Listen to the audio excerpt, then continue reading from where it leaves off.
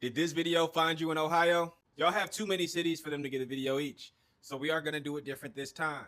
By the end of this video, we are going to be crowning the least horrible place to live in Ohio. In this installment of the United States might as well be 50 third world countries stacked up in a trench coat, we're going to figure out which part of Ohio is the least a third world country. In America, the idea of something being better or best usually just comes down to who has the biggest marketing budget, what's the most expensive or most popular. Very ironically, these are all the things that make it horrible to live somewhere as just an average everyday citizen. What makes for a quality product does not make for quality of life, and that is exactly how we will be ranking Cincinnati, Cleveland, and Columbus.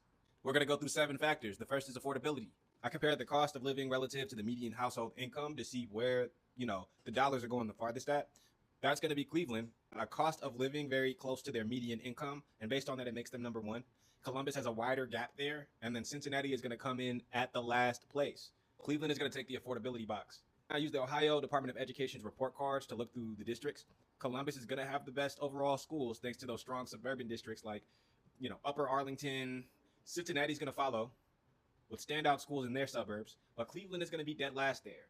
Columbus is going to take the education category. When it comes to the health category, I looked at all of these outcomes. Cincinnati is going to lead with the best overall health metrics to access to some of those top hospitals that make a big difference. Cleveland is going to be second because there are some serious disparities there with the health outcomes. And believe it or not, with all the money Columbus has, they are going to rank dead last with some of the highest obesity as well as infant mortality rates. And then life expectancy, they're tied up here, which is actually pretty funny to think about. Like, you don't live longer to be in any of these places. And then what it's like to actually be there, right? Because if you're at the median income, unless it's supercar dependent, you may end up walking a place or two.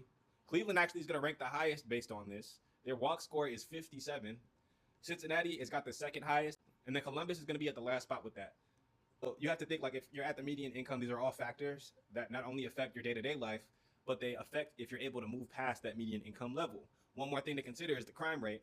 Cincinnati actually has the lowest violent crime rate among the 3. Columbus is in the middle and Cleveland is at the top. So Cincinnati is going to take that crime rate box. The last one we're going to consider is what it actually looks like when you get there. You hear all kind of crazy things about Ohio in general. Cincinnati is actually doing their best to push back against that. They've got historic architecture, river views, really nice looking neighborhoods. Cleveland's got the lakefront. I remember what it looked like during the LeBron James days, but y'all got it. And Columbus is actually going to be 3rd. They've got some modern parks, but overall, they're not really hitting as hard as the other 2. So if we look at all of these factors, believe it or not, Cincinnati is going to be the best place to live in Ohio. That is going to be your least third world country-like area in that very third world country state. So if you're looking for the pound for pound, least shittiest place to live in Ohio, Cincinnati is going to be your pick by the numbers. Let me know if I'm wrong in the comments, though. Is there something that I'm missing?